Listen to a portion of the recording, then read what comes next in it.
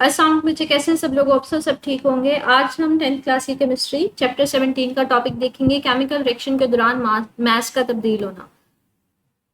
कि अगर कहीं पे केमिकल रिएक्शन हो रहा है, मतलब कुछ रिएक्टेंट्स आपस में मिलकर प्रोडक्ट्स बना रहे हैं, तो क्या मास में तब्दीली आती है कोई, या फिर अगर नहीं आती तो क्यों नहीं आती, तो वो सारा कुछ इसमें देखेंगे। कहते हैं केमिकल रिएक्शन के मुकम्मल होने से पहले और बाद में इसमें हिस्सा लेने वाली अशिया का मास मुंतकिल रहता है, मतलब तब्दील नहीं होता।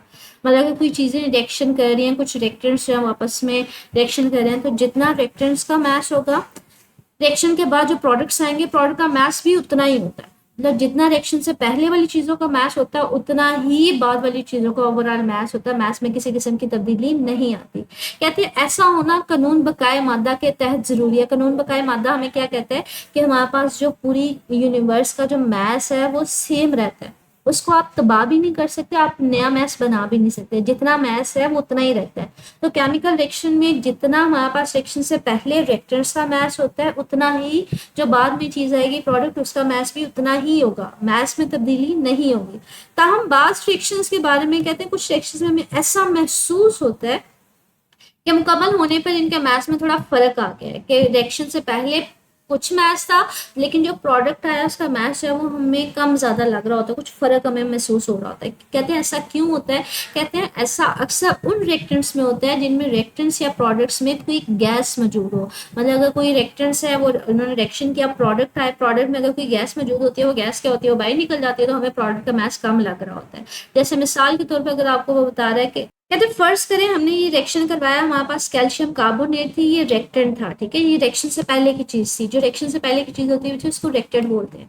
इसका मास जो हमने लिया वो 100 ग्राम लिया, आपने इसको गर्म किया, तो बच्चे ये किस में तब्दील हो गया? ये कैल्शियम ऑक्साइड में हो गया, कार्बन डाइऑक्साइड गैस में तब्दील हो गया। तो जितना रिएक्टेंट का मास होगा उतना ही प्रोडक्ट का मास होता है। इसमें प्रोडक्ट में दो चीजें बन रही है, कैल्शियम ऑक्साइड बन रही है, दूसरी कार्बन डाइऑक्साइड बन रही है। तो जितना इसका मास होता है उतना इसका मास होता है। कहते हैं अगर फॉर एग्जाम्पल ये यहाँ से खुला हो, मतलब बर्तन ओपन होगा, तो ये क्या होगी? कार्बन डाइऑक्साइड गैस है वो उड़ जाएगी, वो बाहर निकल जाएगी। तो फिर आपको सिर्फ और सिर्फ मास स्किल्स का मिल रहा होगा, कैल्शियम ऑक्साइड का वो तो थोड़ा होगा। तो कहते हैं बहुत सारे ऐसे केसेस में होता है कि जहाँ पे प्रोडक्ट में अगर कोई गैस बन रही होती है तो गैस बाहर निकल जाती है, हमें दूसरी थोड़ी चीज जो है वो हमें फील हो रही होती है, क्योंकि आप तो सिर्फ इसमें कैल्शियम ऑक्साइड बच जाएगा, तो हमें ऐसा लगता है कि प्रोडक्ट जो है हमारे पास कम बने। कम नहीं बनता, जितना रिएक्टेंट होता है उतना ही प्रोडक्ट होता है। सिर्फ उसमें क्या होता है कि अगर कोई गैस बनी होगी तो वो बाहर निकल जाएगी, उसका मास उतना कम हो जाएगा। तो यहाँ पे इसी चीज को डिटेल में तफसील के साथ बता रहा है। कहते हैं अगर किसी रिएक्शन को खुले बर्तन में किया जाए जहां गैसेस बाहर भी निकल सकती है और अंदर भी दाखिल हो सकती है। ये तो आपको सिर्फ मैंने केस बताया था जिसमें गैस बाहर निकल रही थी। कहते हैं कुछ केसेस में गैसेस अंदर भी जा रही होती है रिएक्शन के दौरान, उसमें फिर हमारे पास तो ज़ाहिरी तौर पर रिएक्शन के दौरान मास में तब्दीली आ सकती है। कि अगर किसी भी रिएक्शन में गैस अंदर जा रही है या बाहर निकल रही है, तो हमें ऐसा लगता है कि जो प्रोडक्ट आएगा, जो बाद में चीज़ आएगी, उसकी मास जो है वो कम ज़्यादा होगा। कहते हैं मिसाल के तौर पर अगर किसी रिएक्शन के नतीजे में गैस जज्ब हो रही हो या बाहर निकल रही हो, मतलब अगर किसी रिएक्शन में गैस जज्ब हो रही है, मतलब अंदर जा रही है या फिर उसमें से बाहर निकल रही है, तो उसका मास जो है वो तब्दील होगा प्रोडक्ट का। कहते हैं इसमें हमारे पास जो मतलब मिसालें दी हुई हैं, लाइक कहते हैं अगर किसी रिएक्शन के दौरान गैस अगर बाहर निकल रही है तो मास में हमें कमी फील होती है। जैसे मैंने आपको अभी दिखाया भी था ये वाला केस कि अगर हमारे पास कैल्शियम कार्बोनेट है, इसको गर्म करते हैं और अगर मैं इसको ओपन कर दूं, कार्बन डाइऑक्साइड बाहर निकल जाए, तो हमारे पास सिर्फ ये बच जाएगा, तो हमें ऐसा लगेगा इसका मास कम हो गया। या फिर यही इसी चीज को ये दोबारा से इसी डायग्राम में दिखा रहा है कि आपने क्या किया, कैल्शियम कार्बोनेट लिया था, उसको गर्म करना शुरू किया, तो हमारे पास कैल्शियम ऑक्साइड आएगा, कार्बन डाइऑक्साइड आएगी। अगर ये गैस बाहर निकल जाए तो सिर्फ और सिर्फ क्या बचेगा? कैल्शियम ऑक्साइड बचेगा, जो हमारे पास उसका मास होगा फिर इसकी निस्बत क्या होगा? कम होगा। और दूसरा केस कहता है अगर गैस कहीं पे जज़ब हो रही है तो ज़ाहिरी तौर पर मास बढ़ जाता है, जिसमें वो मिसाल भी आपको दे रहा है। कहते हैं अगर मैग्नीशियम से बना हुआ रिबन किसी खुले क्रूसिबल में रखकर जलाया जाए तो प्रोडक्ट यानी मैग्नीशियम ऑक्साइड का मास ज़्यादा होगा।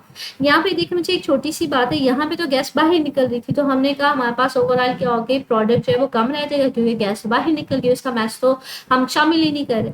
कहते हैं फिर मास हमारे पास इंक्रीज कब होता है? कहते हैं समटाइम हमारे पास अगर ये मैंने मैग्नीशियम का एक रिबन सा लिया हुआ है, सिर्फ मैग्नीशियम है, ठीक है।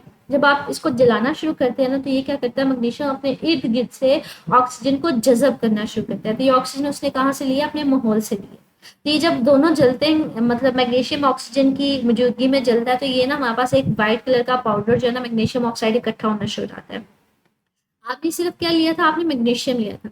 ऑक्सीजन उसने इर्द गिर्द से जमा की है, इर्द गिर्द से इकट्ठी की है, तो ओवरऑल उसका मास प्रोडक्ट का क्या है वो ज्यादा है। आपने सिर्फ मैग्नीशियम का रिबन दिया था, तो हम कहते हैं इस केस में हमें प्रोडक्ट का मास जो है वो ज्यादा फील होता है। तो वो इसी चीज को यहाँ पे बता रहा है कि प्रोडक्ट जो होगा उसका मास ज्यादा होगा। ज्यादती क्यों हुई है? क्योंकि आपने तो मैग्नीशियम दी थी, उसने हवा में मौजूद ऑक्सीजन से रिएक्शन मतलब ऑक्सीजन को जज़ब किया, जिसकी वजह से हमारे पास जो है मैग्नीशियम ऑक्साइड जो है वो हमारे पास आया और उसका वजन ज्यादा हो गया। कहते हैं अगर ये रिएक्शन हम लोगों ने ये तो खुले में किया था ना, मतलब खुली फिजा में किया था, तो मैग्नीशियम में से ऑक्सीजन जज़ब की, जिसकी वजह से हमारे पास उसका मास बढ़ गया। कहते हैं अगर इसी काम को हम लोग कह लें बंद किसी बर्तन में करें, किसी ऐसे बर्तन में करें जो बंद हो, तो फिर क्या होगा? कहते हैं फिर उसमें क्या होगा कि हमारे पास लाइक ये हमने मैग्नीशियम का रिबन लिया, अब इसी कंटेनर में ना हमारे पास ऑक्सीजन भी मौजूद है। हमने जब इसका वजन किया, अब ये वजन दोनों का है, इस मैग्नीशियम के रिबन का भी है, इसमें मौजूद ऑक्सीजन का भी है।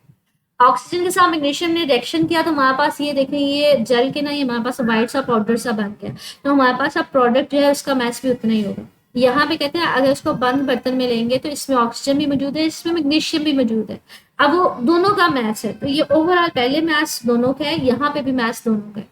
तो हमारे पास जितना पहले मैच उतना ही बाद में तो मैच में तब्दीली जाहिर नहीं होगी। लेकिन अगर इसको हम लोग खुले में कर रहे हैं, खुली हवा में करें, वहां पे उसने बाहर से जज़ब किए, जो पहले हम ऑक्सीजन नहीं कंसीडर करे थे, हमारे पास वो सिर्फ और सिर्फ मैग्नीशियम था, हमने इसको जलाना शुरू किया, उसने ऑक्सीजन बाद में जज़ब किए, तो ऑक्सीजन जमा या ऑक्सीजन की एक गिर से जज़ब होने की वजह से उसका मास बढ़ जाता है। तो यहाँ पे इसी चीज को कह रहे हैं कि अगर आप एक बंद बर्तन में करेंगे तो उसका जो रिएक्टेंट्स का टोटल मास होगा, क्योंकि उस बंद बर्तन में ऑक्सीजन भी मौजूद है, मैग्नीशियम भी मौजूद है, तो जितना उसका पहले मास होगा प्रोडक्ट का मास भी उतना ही होगा।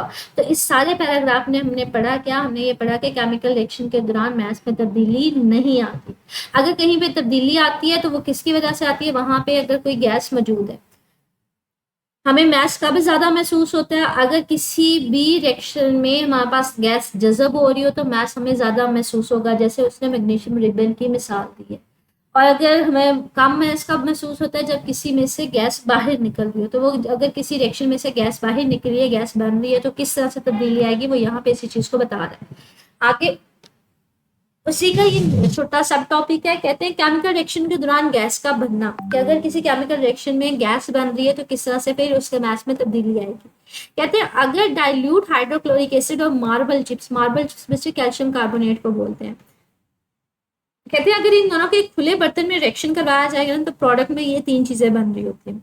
तो कहते हैं जो प्रोडक्ट का टोटल मास होता है वो रिएक्टेंट के मास से कम होता है। कहते हैं आपने इसकी कुछ मिकदार ली, इसकी हाइड्रोक्लोरिक एसिड की कुछ आपने मिकदार ली, ये रिएक्टेंट का जो टोटल मास होता है, कहते हैं जब हमारे पास इन दोनों का रिएक्शन करवाया जाता है, जो प्रोडक्ट हो रहा होता है ना, बनता है, उसका हमें ऐसा लगता है कि मास थोड़ा कम हुआ है। क्यों कम हमें फील होता है? कहते हैं जो प्रोडक्ट होता है ना, इसमें कार्बन डाइऑक्साइड भी बन रही होती है, तो ये कार्बन डाइऑक्साइड जैसे जैसे बनती जाती है ना, ये हवा में खारिज होती जाती है, हवा में शामिल होती जाती है। तो बनते जैसे जैसे होगी वो हवा में शामिल होती जाएगी, तो कार्बन डाइऑक्साइड तो बाहर निकलती जा रही है, उसका मास तो कम हो गया, मतलब उतना मास कम होता जाएगा जितनी कार्बन डाइऑक्साइड बाहर निकलती जाएगी।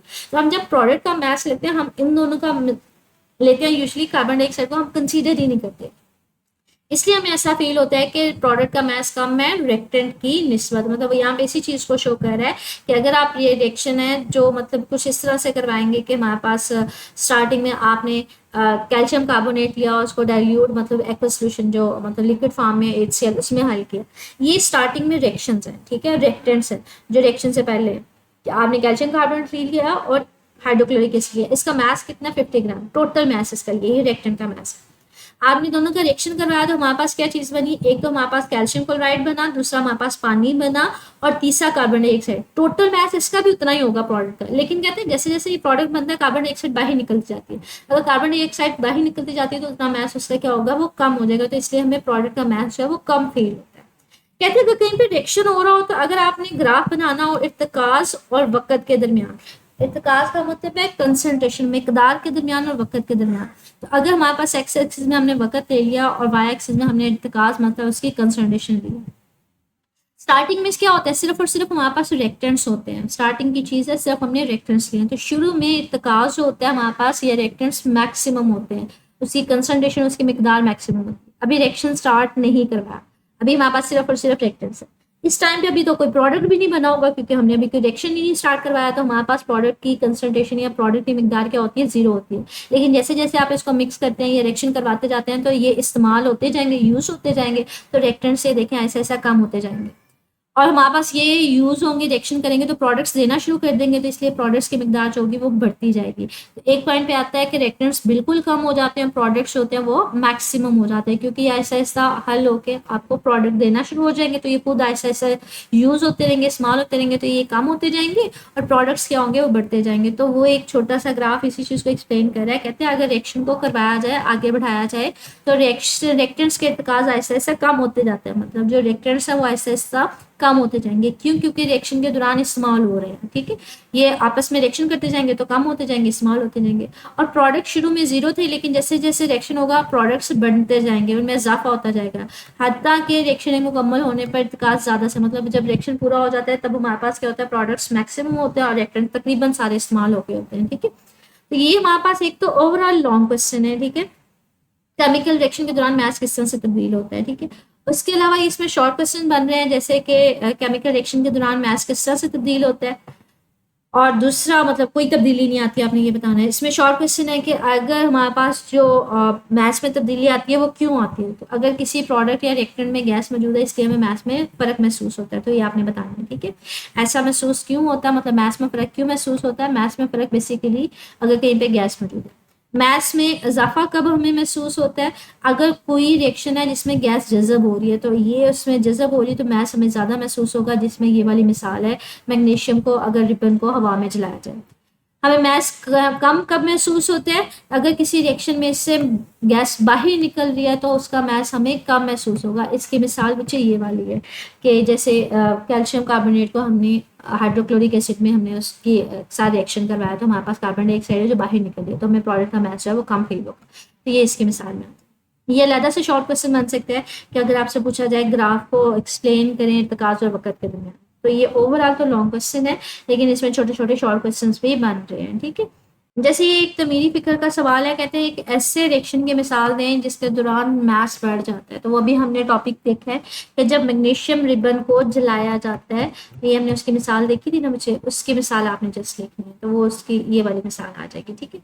ये वाली कि अगर मैग्नीशियम को जलाया जाता है तो हमारे पास क्या होगी, वो इर्द गिर्द के माहौल से ऑक्सीजन जो है वो जज़ब कर लेगी, जिसकी वजह से मैग्नीशियम ऑक्साइड बनेगा, तो उसका हमें मैस ज़्यादा महसूस होगा। ये आपको मैंने फिगर भी दिखाई थी कि मतलब अगर आपके पास तो सिर्फ और सिर्फ मैग्नीशियम रिबन थी, लेकिन जैसे जलाना शुरू किया वो इर्द गिर्द से ऑक्सीजन जज़ब कर लेती है, तो उसका मैस जो आपको ज़्यादा महसूस होता है। तो इसमें ये वाली 2 लाइनें आएंगी, ठीक है, यहाँ से लेके यहाँ तक।